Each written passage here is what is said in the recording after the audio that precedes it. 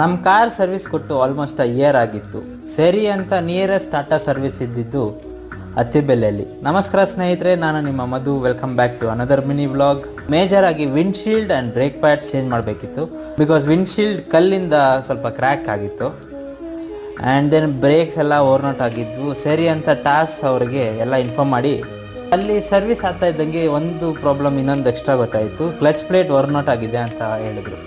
ಸರಿ ಅಂತ clutch ಪ್ಲೇಟನ್ನು replace ಮಾಡಿ ಫೈನಲಿ ಕಾರೆಲ್ಲ ರಿಪೇರ್ ಮಾಡಿ ಮುಗಿಯೋಷ್ಟೊತ್ತಿಗೆ 1 ವೀಕ್ ಆಗಿತ್ತು. ದೆನ್ ಎಲ್ಲ ಒಂದ್ಸತಿ ತಿರ್ಗಾ ಚೆಕ್ ಮಾಡಿ ಬಿಲ್ ಬಂದು ಅರೌಂಡ್ 80,000 ಪೇ ಮಾಡಬೇಕಿತ್ತು. Because windshield and brake pads clutch plate ಬಂದು ಟಾಸಲ್ಲಿ ಸ್ವಲ್ಪ ರೇಟ್ ಜಾಸ್ತಿ. ಬಿಲ್ಲೆಲ್ಲ ಪೇ ಮಾಡಿ ಕಾರೆಲ್ಲ ತಿರ್ಗಾ ಇನ್ನೊಂದು ಚೆಕ್ ಮಾಡಿ ಡೆಲಿವರಿ ತಗೊಂಡ್ವಿ. ಕಾರಂತೂ ಫುಲ್ ಚಕ ಚಕ ಅಂತ ಹೊಳಿತಾ ಇತ್ತು. ಮುಂದಿನ ವೀಡಿಯೋ ಸಿಗ್ತೀನಿ. Until then take care, bye ಬಾಯ್.